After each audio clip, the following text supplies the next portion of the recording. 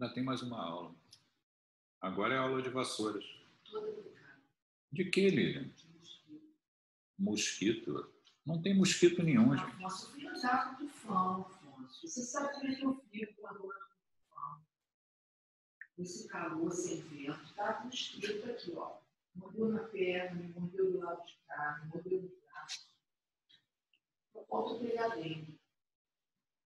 Ó.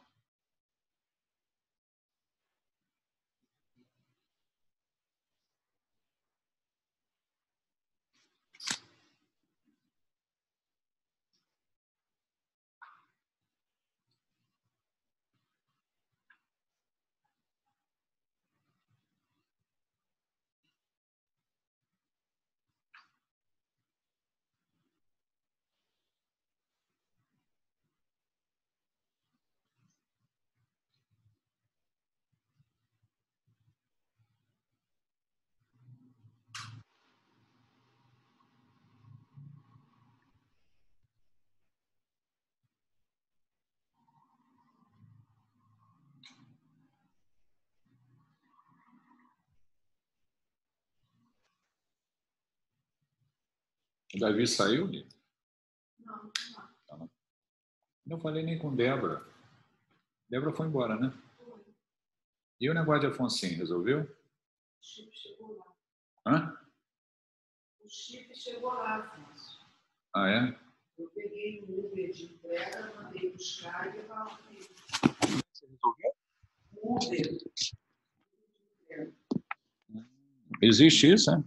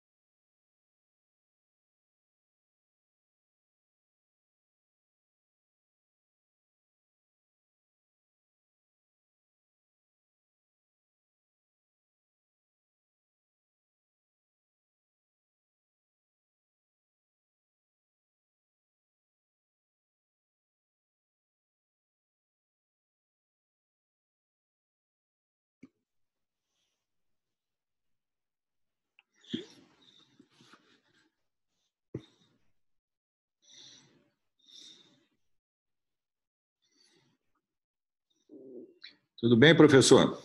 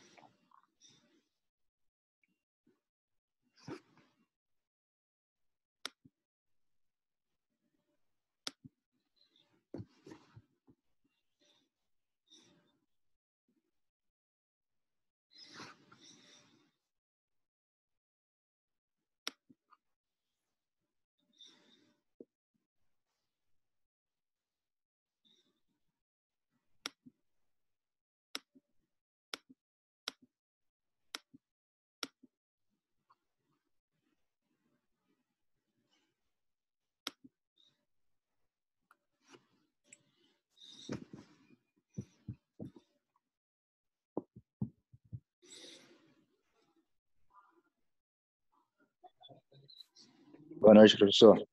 Tudo bem, professor? Tudo tranquilo.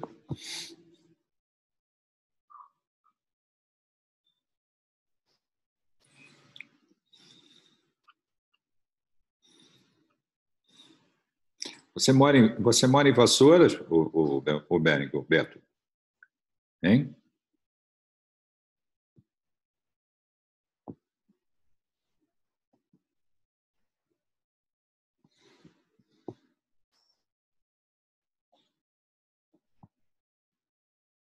Quem falou foi Cláudio? Isso. Ah, Cláudio, tudo bem, desculpa. Achei que foi outro professor que fala. Tudo bem, tranquilo. Como é que você está, Cláudio? Tudo bem? Tudo bem, graças a Deus. É, Sou eu, professor Afonso, né? sou eu. Tudo bem. Tá ok. Tá começando agora na turma. Ah, é? Uhum. É, que bom. Espero que goste da disciplina. Você não assistiu a aula anterior, então, não, né? Não, hoje é a primeira aula. Ah, tá. A aula de hoje, na verdade, é uma continuidade da aula anterior. A aula anterior está no AVA, né? A gravação dela, né? Depois você dá uma olhada na aula lá, tá? A aula de hoje é uma continuidade, mas é uma discussão de caso clínico, onde a gente vai andando ali com as decisões que foram tomadas e fundamentação também, né, a respeito do assunto e como é que as Ok. coisas vão ser decididas. Tá ok? Eu já baixei todas as aulas do AVA, agora é começar a assistir, né? Isso, dá uma olhada, né? Obrigado. Sem problema.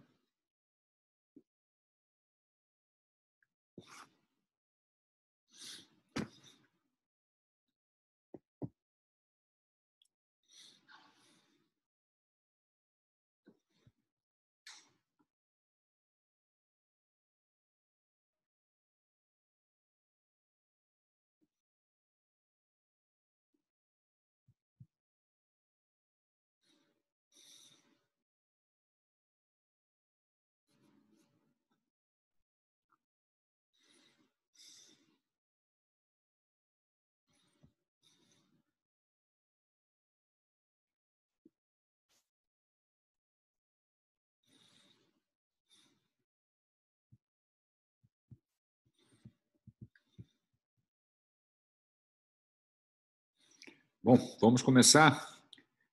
Boa noite a todos, hein? Podemos. Ok.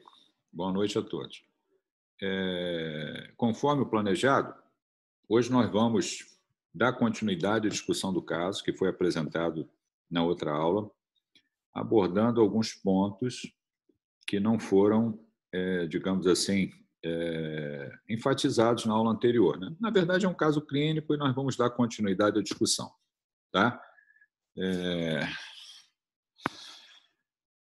Vamos lá, então. Eu vou compartilhar, eu vou compartilhar a tela para apresentar para vocês e vocês fiquem à vontade para, se quiser fazer alguma pergunta, né, durante a aula, fiquem à vontade. Não há nenhum problema de abrir o microfone e perguntar alguma coisa que não entendeu ou que peçam que eu explique melhor. E no final da aula, naturalmente, a gente vai, né, a gente vai conversar sobre o que foi dito e esclarecer as dúvidas também, né? Ok? Então, vamos lá. Então, vou compartilhar a tela aqui.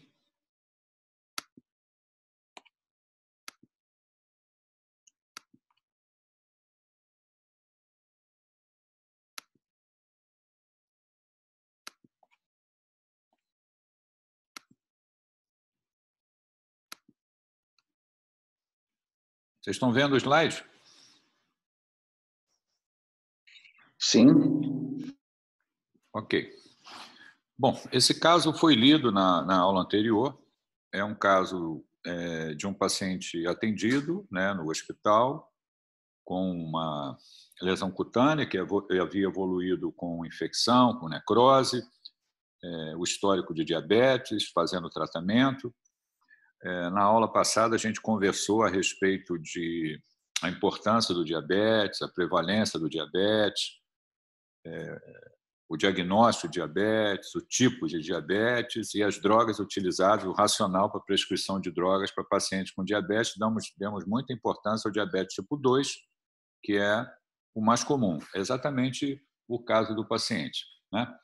Aqui a gente já falou isso na aula anterior, né? Os critérios que a gente utiliza ali para fazer o diagnóstico de diabetes, a glicemia de jejum, teste de tolerância à glicose, ou então a avaliação da hemoglobina glicosilada ou glicada.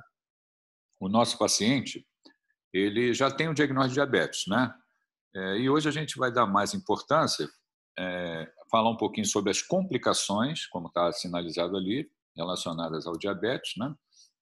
E também, a partir do momento que a gente hospitaliza o doente, a conduta que se teve, né, em relação a resolver o problema que levou o paciente ao hospital. Ali, retornando um pouquinho ao raciocínio clínico, né, que é o motivo da nossa disciplina, eu vou colher história, examinar doente, examinar, que é o exame físico, pedir exames complementares e interpretá-los, chegar a um diagnóstico. Para isso, existe um processo cognitivo que faz com que eu raciocine e possa formular um diagnóstico, pensar em diagnóstico diferencial.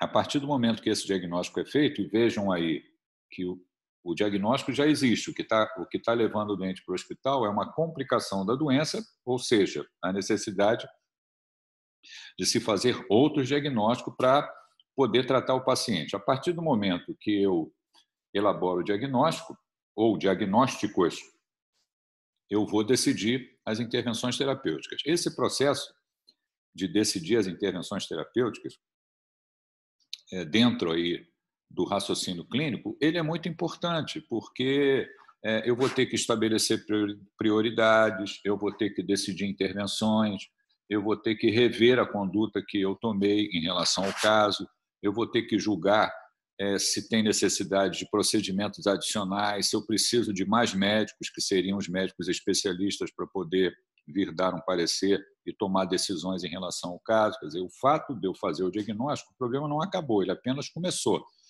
Porque logo após eu fazer o diagnóstico, eu tenho que tratar o doente. E tratar o doente é muito difícil. Cada doente tem as suas particularidades, né? Decisões devem ser tomadas de acordo com aquele caso, né, específico, né? Nós vamos ali ver o que é melhor para aquele paciente específico. E, no caso em questão, a gente está hospitalizando um doente com diabetes, com complicações e com uma infecção grave que precisa ser tratada. Então, no primeiro momento, está ali, avaliações de outras complicações relacionadas ao paciente, indicava-se a presença de retinopatia diabética não proliferativa moderada ao fundo de olho e teste do monofilamento 10 gramas com múltiplos erros bilateralmente. Quer dizer, o que é isso, né? O diabetes mellitus tipo 2, ele está associado a comorbidades, anormalidades metabólicas, como hipertensão arterial, obesidade, lipidemia, inflamação, hipercoagulabilidade, disfunção endotelial, acelera a aterogênese. Aqui tem um slide falando a respeito, né, do que acontece ali a nível vascular no paciente que tem a insulina exercendo a sua ação, né, onde eu tenho o paciente dentro da homeostase, na faixa de normalidade, e nessa situação eu tenho elevação dos níveis de uma proteína que é secretada pelos adipócitos, que é a adiponectina, né? E artérias, e ali eu tenho as artérias, né, músculo liso, eu tenho a superfície endotelial e eu tenho ali a camada de gordura, que são as células gordurosas. Então, artérias grandes e pequenas são envoltas por tecido adiposo, temos o músculo liso, níveis de adiponectina elevados, secreção de fatores vasodilatadores como fator de relaxamento derivado do adipócito, né?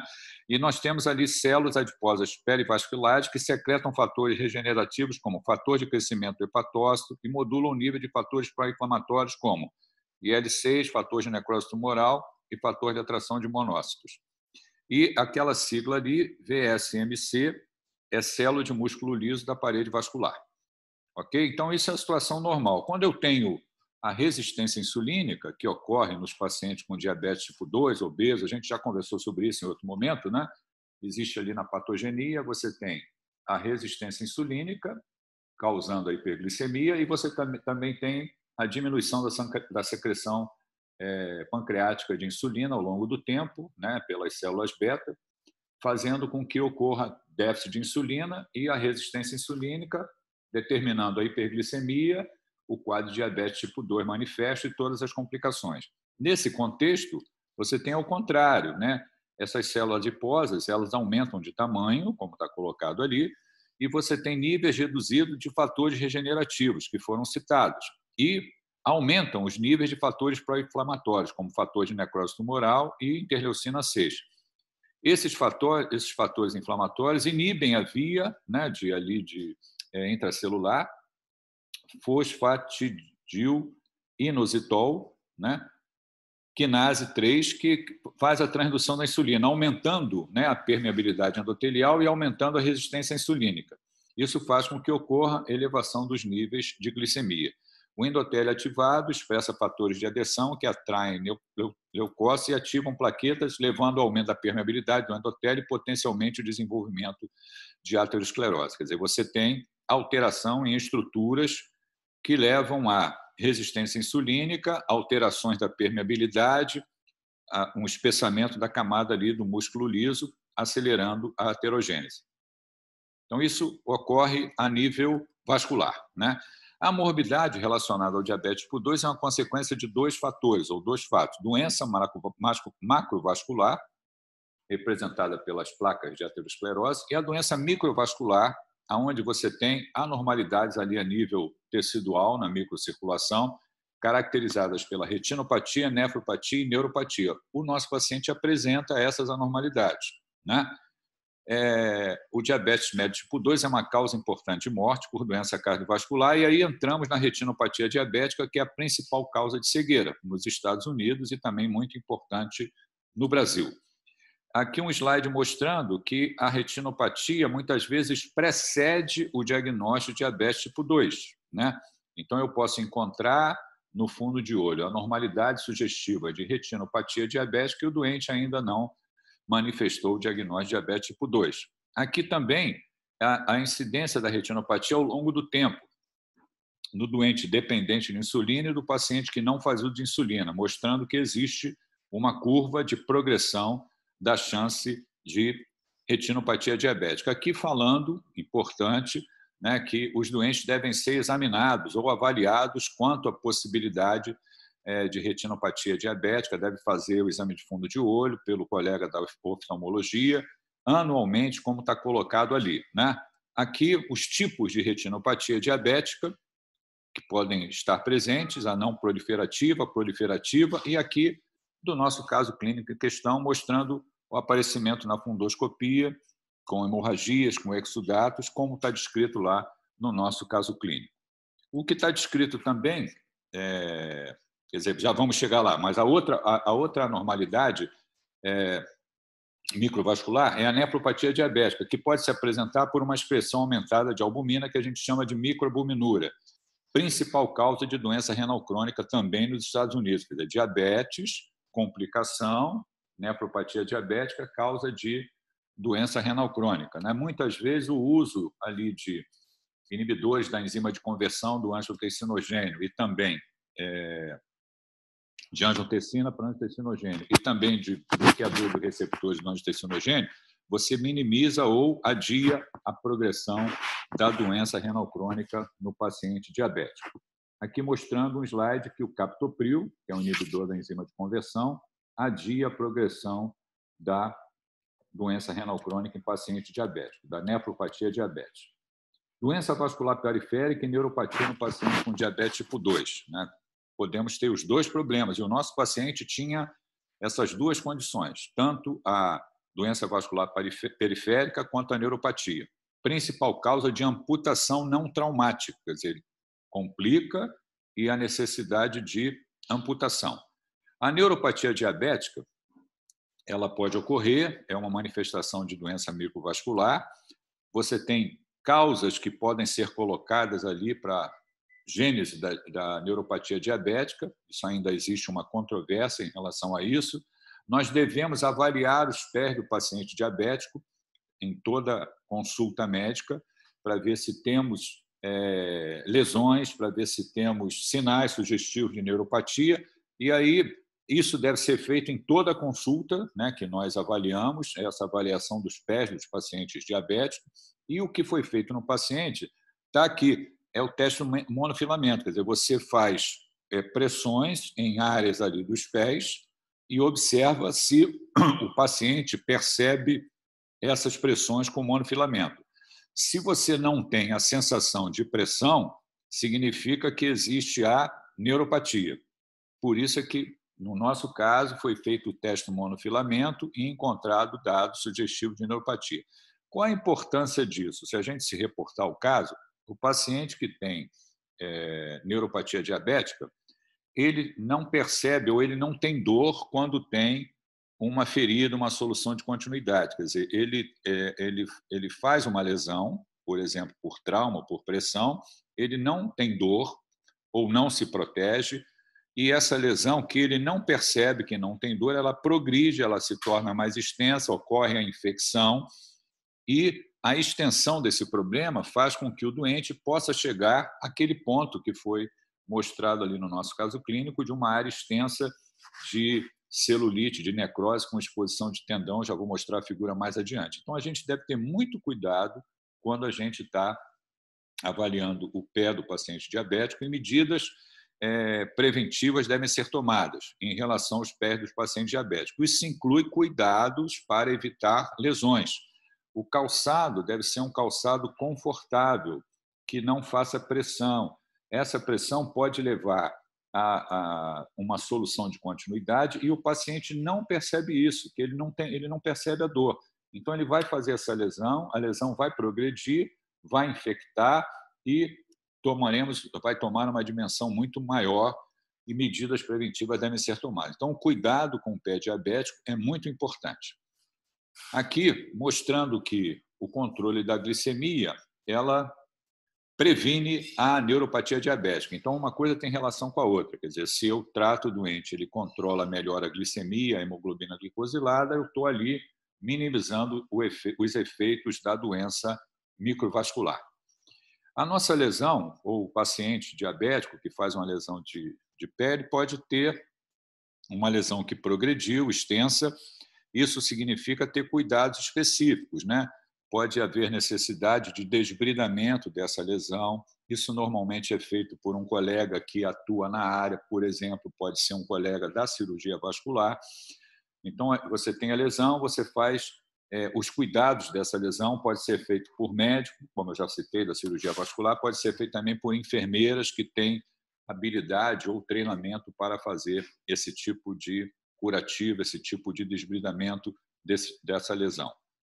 E uma pergunta que deve ser feita, se além da neuropatia, né, que está presente ali e faz com que o doente não sinta dor, né, e isso levou ao aparecimento da lesão, extensão, infecção, né, necrose, se também tem a doença vascular, quer dizer, se o fluxo de sangue está comprometido, né? Então, ao mesmo tempo que eu estou olhando a consequência, eu preciso saber se tem algum outro fator colaborando para a diminuição da perfusão dessa área, diminuição do fluxo de sangue arterial. Você tem doença vascular presente. Então, devemos avaliar a possibilidade de doença vascular. No nosso caso clínico, isso também foi feito, né? Foi avaliado, foi palpado o pulso, foi feito o Doppler. Então, como que isso é feito, né? Aqui, voltando, que essa doença vascular periférica e neuropatia é a principal causa de amputação não traumática. No nosso caso, também isso foi colocado em questão. Como é que nós avaliamos isso? Exame físico, a palpação dos pulsos, arteriais, que sempre deve ser feito na ocasião do exame físico, e podemos lançar mão de exames de imagem, por exemplo, como um Doppler arterial, que foi feito no nosso paciente também. Normalmente, quem faz esse exame, o Doppler arterial, é o colega da vascular, é o cirurgião vascular. Aqui um algoritmozinho, só para ilustrar, quando a gente tem pulso palpável, e eu não tenho certeza se esse pulso está palpável, isso não é claro para mim, eu faço lá o Doppler. Está aqui como o Doppler é feito pelo colega da vascular, avaliando ali a amplitude dos pulsos. Ele pode ter um formato normal, uma diminuição da amplitude ou uma diminuição muito significativa da amplitude, mostrando comprometimento do fluxo arterial.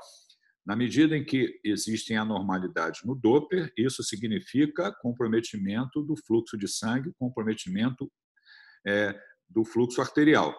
Ou seja, está chegando pouco sangue na extremidade e isso está colaborando lá para aquela lesão cutânea.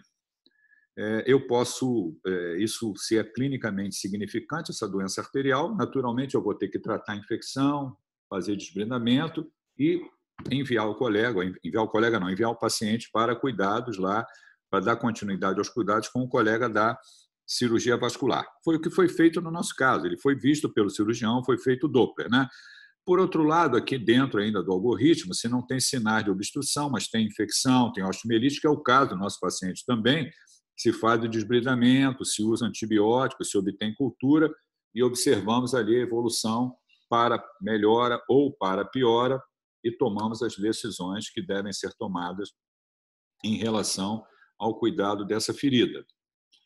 Voltando ali ao nosso paciente, antes de eu continuar, alguma dúvida do que foi falado até agora?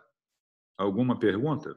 A gente está se referindo ao caso clínico e eu estou tentando ilustrar com problemas e complicações que o paciente apresentava. Alguma dúvida? Está tranquilo. Tranquilo? Bom, agora exames complementares ali que o paciente tinha na entrada, Ele tinha leucocitose, proteína C reativa elevada, mostrando a presença de um quadro infeccioso, um marcador inflamatório elevado com uma proteína C reativa e o VHS, a velocidade de hemossedimentação muito alta, acima de 100. Iniciado o manejo para infecção com desbridamento cirúrgico. Quando a gente olha aqui, a lesão do paciente, uma lesão muito feia, com exposição de tendão, com área de necrose, quer dizer, mostrando que a lesão já havia progredido bastante. Isso é típico no paciente diabético, que tem neuropatia e muitas vezes tem comprometimento arterial também por doença aterosclerótica. Ali eu estou me referindo aos biomarcadores, a proteína C reativa, que estava elevada. Esses biomarcadores, como a proteína C reativa, eles podem ser usados para diagnóstico, eles são muito sensíveis para fazer diagnóstico de um quadro inflamatório e não tanto específicos para infecção. Mas eu posso usar para diagnóstico precoce, eu posso acompanhar esse paciente, avaliar a resposta ao tratamento e também para alguns biomarcadores mais sensíveis e específicos, como a procalcitonina, inclusive como critério de resolução do quadro infeccioso. Isso tudo, esse raciocínio todo pode ser feito com biomarcadores. Foi feito também com a proteína C reativa e com a velocidade de hemossedimentação. Os antimicrobianos prescritos, se a gente voltar aqui, olha lá, iniciado o manejo para infecção do pé diabético, desbridamento cirúrgico, coleta de secreção para cultura e antibiótico terapia com ampicilina, sulbactam por 14 dias. Então, foi prescrito ampicilina, sulbactam. Alguém sabe o que é sulbactam?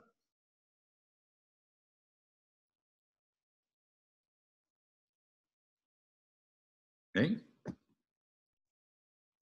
Não me recordo. O que é sulbactam? Está associado à ampicilina.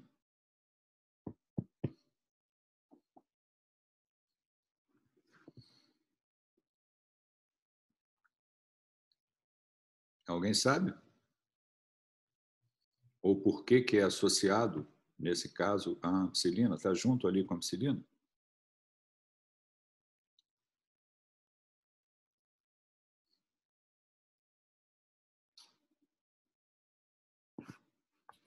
Hein?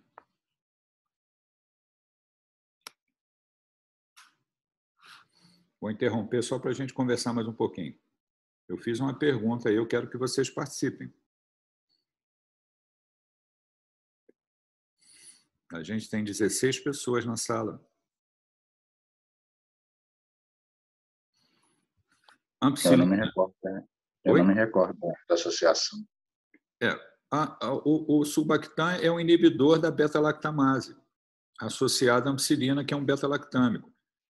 Você tem é igual a amoxicilina com clavulanato, é um inibidor de beta-lactamase. Quando você faz isso, você tenta aumentar o espectro do beta-lactâmico, impedindo que ele seja inativado por beta-lactamase. Então, a ampicilina sulbactam é a ampicilina associada ao inibidor da beta-lactamase. Ok? Ok, obrigado. Quando a gente vai prescrever um antimicrobiano, a gente tem que saber as drogas que a gente está prescrevendo. No caso em questão, foi prescrito ampicilina sulbactam. É porque você, nesse caso, você tem ação para bactérias gram-positivas, para bactérias gram-negativas, que devem ser cobertas quando você faz tratamento de uma infecção no pé diabético. Inclusive, algumas vezes, cobrindo para anaeróbio também. Então, você tem que saber escolher a droga apropriada para a prescrição, né?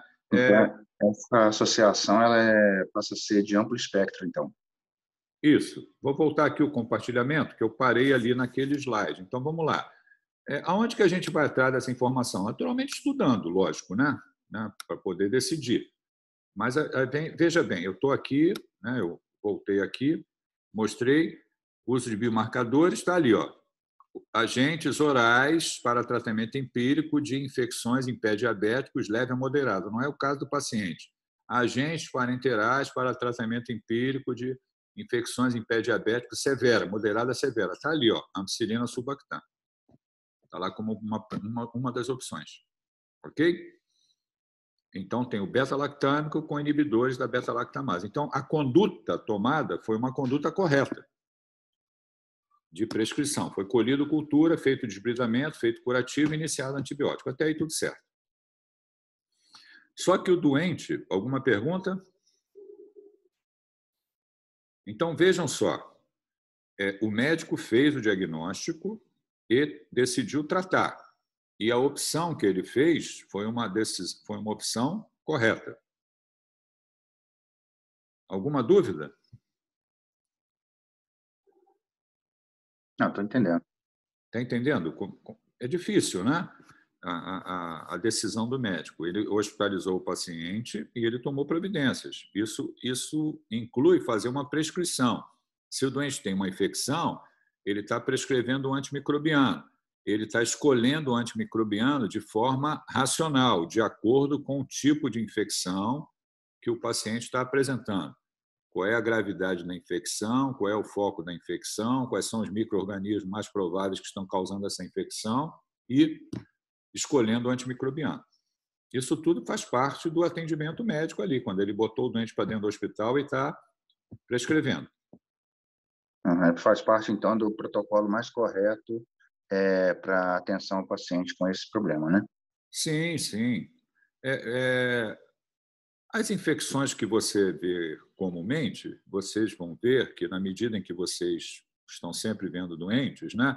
A gente interna, faz prescrição, trata, você vai lembrar disso com facilidade. Algumas outras você vai ter dúvida, como é que eu faço, como é que eu resolvo, e aí você vai ter que ir atrás dessa informação, né? E nós temos como obter essas informações também através de recomendações, de sociedades a respeito de infecções, né? Como que a gente trata a infecção. Mas isso é decidido pelo médico, né? Para que essa decisão seja correta, ele tem que identificar o problema e saber como resolver o problema. Aí, o que aconteceu com o nosso doente? Ele foi tratado, ali, observando diminuição de sinais flogísticos locais, mas permanência do VHS elevado. Então, quando fica com o VHS elevado, significa que alguma coisa a mais pode estar acontecendo. O que é? O doente repetiu o raio-x de tórax, fez a radiografia do pé direito, que não...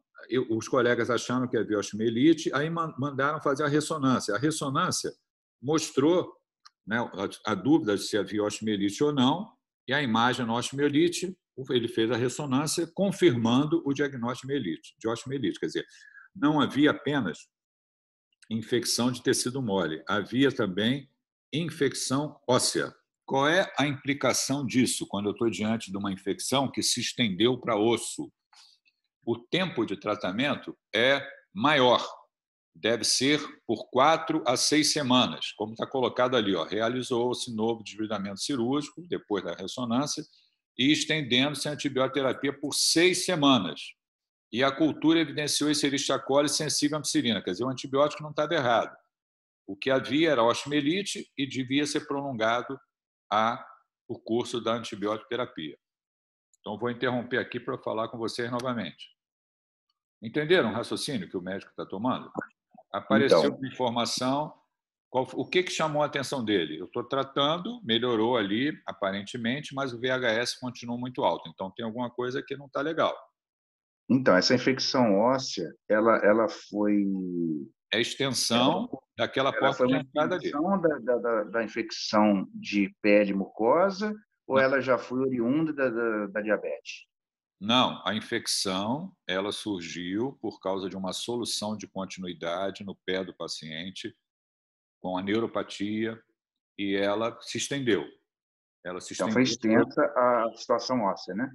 Isso, ela inicialmente atingiu tecido mole, exposição de tendão e necrose, mas havia dúvida se se estendia para osso ou não. Até então, eles acharam que não. Posteriormente, de acordo com o curso do paciente, e como o VHS ficou elevado, eles fizeram a ressonância e mostrou que havia envolvimento ósseo. Quer dizer, aquela infecção ela se estendeu para osso. Ela é grave, ela se estendeu para osso. Então, não era apenas uma infecção de tecido mole, era infecção óssea também. Qual é a implicação prática disso? Eu tenho que estender o antibiótico por um período maior, por 6 semanas. Uhum.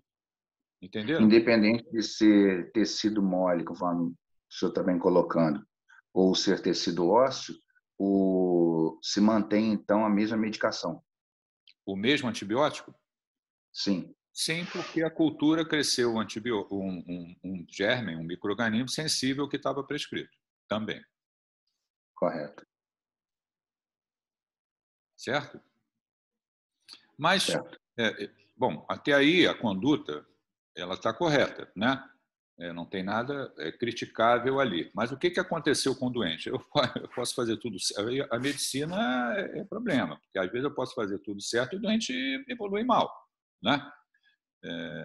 O doente piorar, né? E foi o que aconteceu com o nosso doente. Olha o que aconteceu com ele. Vamos lá. Olha ali o último parágrafo. Nesse momento, realizou-se novo desbridamento cirúrgico, estendendo a antibioterapia por 6 semanas. Naquela 4ª semana de tratamento, houve pior importante do aspecto da ferida, com aumento da necrose, presença de secreção purulenta esverdeada abundante.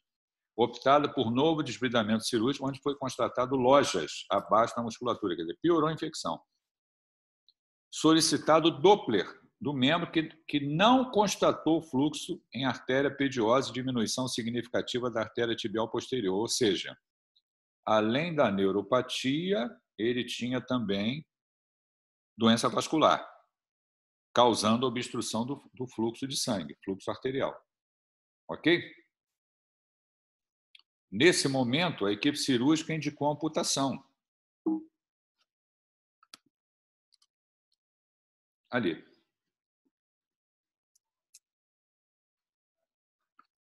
Vamos sair daqui que eu já volto. E aí, como é que resolve isso?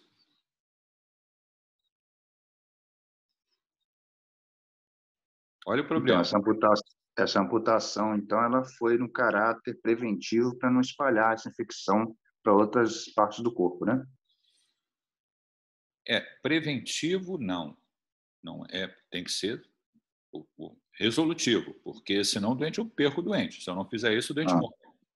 Ok. A infecção progrediu, documentado ali com o desbridamento, lojas, né, com pus, e o Doppler mostrando que não havia fluxo, diminuição do fluxo de sangue. Ou seja, não tem como resolver isso só com o uso de antibiótico e desbridamento.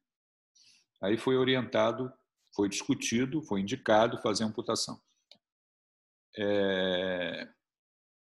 Como é que eu explico isso para o doente, para a família do doente?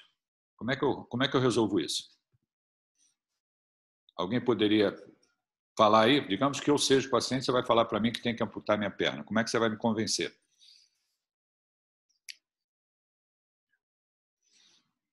Situação bem delicada, né? Se você não me explicar direito, eu vou dizer não quero que ampute minha perna.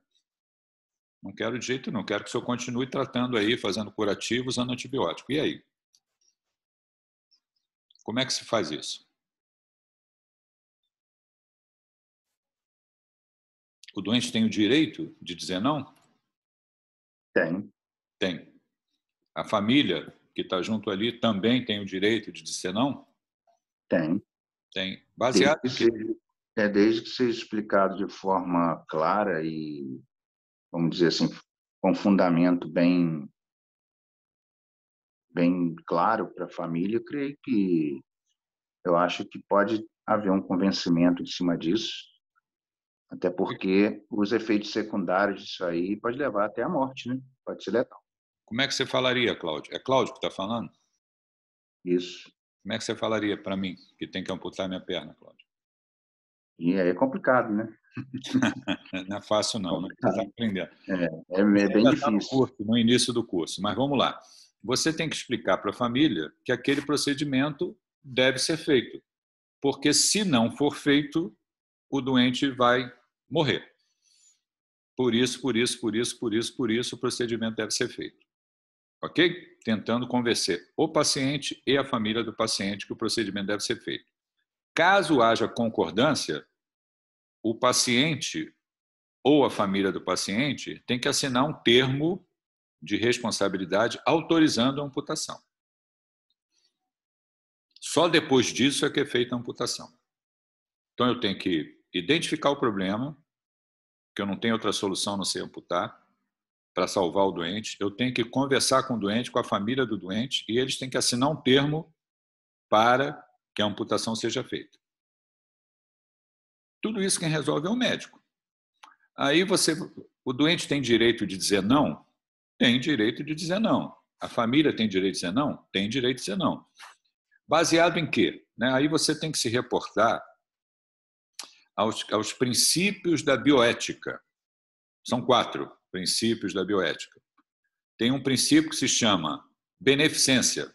Tudo que eu vou fazer com o doente, eu tenho que pensar em benefícios relacionados à administração daquela intervenção. Benefícios. Não maleficência. Não maleficência quer dizer, eu não vou usar de intervenções que possam prejudicar a vida daquela pessoa ou não resolver a questão, né, patológica lá. Então, beneficência, não maleficência. Justiça ou equidade, que é a distribuição dos recursos da saúde de maneira equânime dentro da população. Esse é um outro princípio. Então, beneficência, não maleficência, equidade e o último princípio é autonomia. A autonomia significa o seguinte: o paciente tem direito de aceitar ou recusar o procedimento que está lhe sendo dito para fazer. Então, baseado no princípio da autonomia, o doente pode dizer o seguinte: não, doutor, o senhor está falando isso, eu até entendo o que o senhor está falando, mas eu não quero que ampute a minha perna.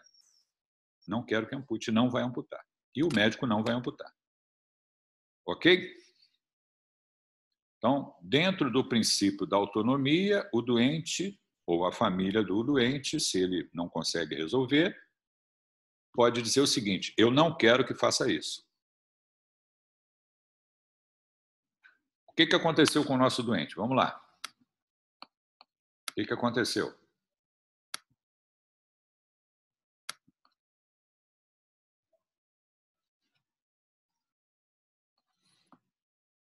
A gente está onde? Está aqui. Ó. Amputação. Olha lá. Solicitado. Neste momento, a equipe cirúrgica indicou a amputação do membro a nível da coxa, que foi veementemente negado pelo paciente e corroborado pelos familiares que não autorizaram o procedimento. A equipe cirúrgica realizou o desbridamento e curativo do membro. Durante a madrugada, o paciente apresentou episódio de hipotensão arterial não responsiva à reposição volêmica, sendo iniciado na noradrenalina, apresentou piora progressiva do quadro evoluindo com SAD, insuficiência respiratória, a despeito do tratamento evoluiu para o óbito.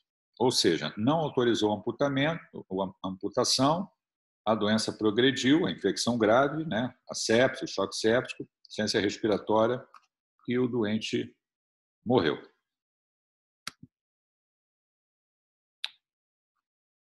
Dúvidas?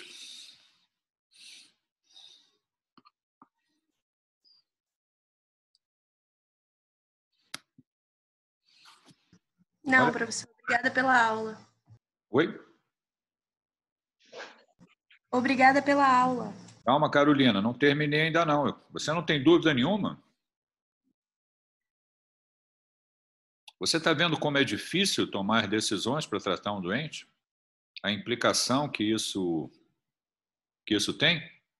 Né? Tratar, observar a evolução, ver que não melhorou, tomar outras providências, fazer mais exames, recrutar a presença de especialistas, conversar sobre amputação, o doente negar a amputação e o doente morreu.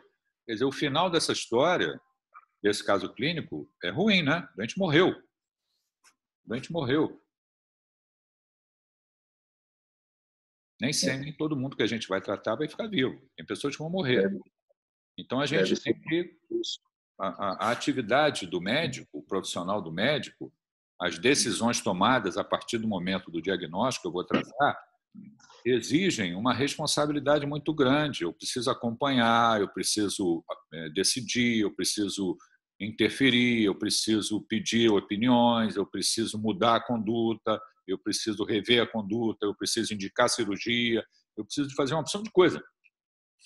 Tudo isso, quem resolve é o médico, ali junto ao seu paciente ou os médicos que estão cuidando do paciente, né?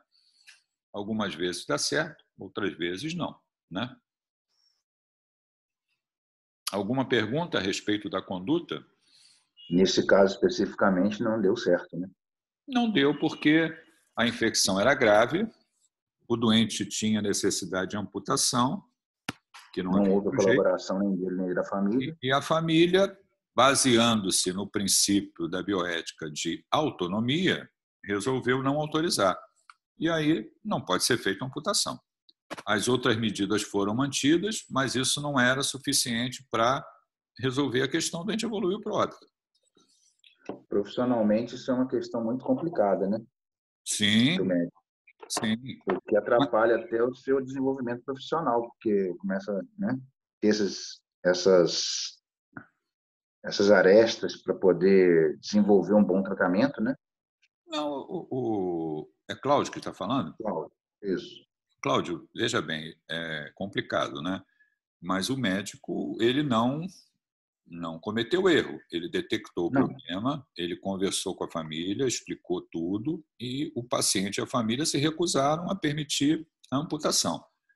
Você poderia dizer, ele pode conversar novamente com a família, tentar convencer melhor? Pode, lógico que pode. Mas, às vezes, mesmo assim, a família não autoriza. E aí se mantém as outras medidas, né, que se tornaram, que são ineficazes ali, o doente evoluiu para o óbito, né? Então, você pode achar que aquilo tem que ser feito, você explica melhor, conversa novamente, tenta fazer de tudo para salvar a vida do paciente, porque você está vendo que precisa fazer a amputação. Mas, se o doente está lúcido e a família está ali dizendo não, você não pode proceder à amputação sem essa autorização, né? Sem essa autorização, é complicado. Correto. Eu não acho que os médicos cometeram falha, não. Eu acho que as medidas todas foram tomadas, o doente evoluiu mal, havia uma medida extrema a ser tomada, necessária, e o doente não autorizou. E o doente Sim, eu não, talvez eu tenha me expressado mal. Eu não quis falar que o médico fez coisa errada. Agora é difícil mesmo. É como se você se sentisse assim impotente para resolver aquilo, né? Porque houve um impedimento. Justo, é isso aí. Esse é o meu raciocínio. Mas a gente, como é que se diz? A gente tem limites na nossa atuação também que a gente precisa respeitar, né? Se o doente está lúcido, ele tem o direito de decidir se ele quer fazer determinado procedimento ou não. Isso é obedecer um princípio da bioética que se chama autonomia do paciente. Autonomia. Correto. E a gente não pode fugir disso. Certo? Bom, mais alguma dúvida?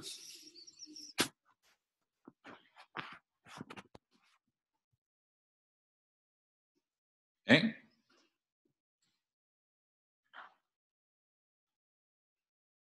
Então, vejam, o caso precisou de fazer o diagnóstico, decidir intervenção terapêutica, incluindo escolha do antibiótico, curativo, interpretação de exames complementares, chamar especialista, fazer exame de imagem, que é o Doppler, conversar com o paciente a respeito, piorou a amputação, o princípio da bioética. Olha como, com um caso clínico, permite que a gente discuta uma série de itens, né, que fazem com que o médico tenha que decidir, né, o que fazer junto ali com o paciente, junto com a família do paciente, a conduta que vai ser tomada.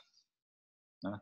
Ele tem que estar preparado para isso. Né? Vocês estão fazendo um curso longo e vão ser preparados para isso, para poder tomar esse tipo de decisão. Né? E tomando as decisões de acordo com a necessidade ou como o caso se apresenta. Tudo isso está dentro do raciocínio clínico. Né? Como é que eu resolvo, como é que eu decido, o que está faltando, o que eu preciso fazer, aonde que eu vou buscar essa informação. Ok? Não é fácil, não.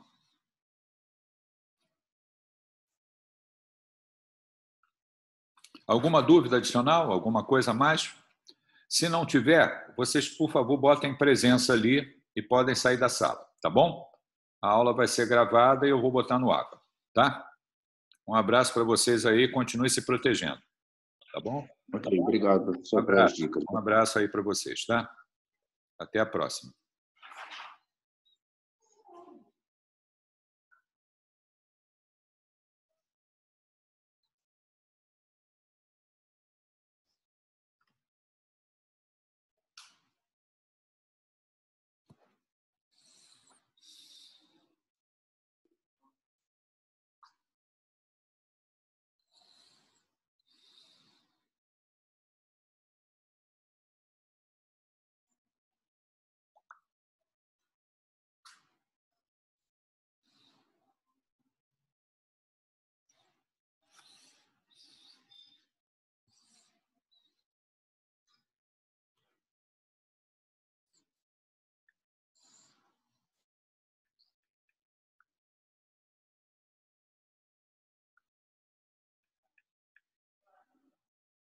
Tchau, tchau, professor. Obrigada. Tchau.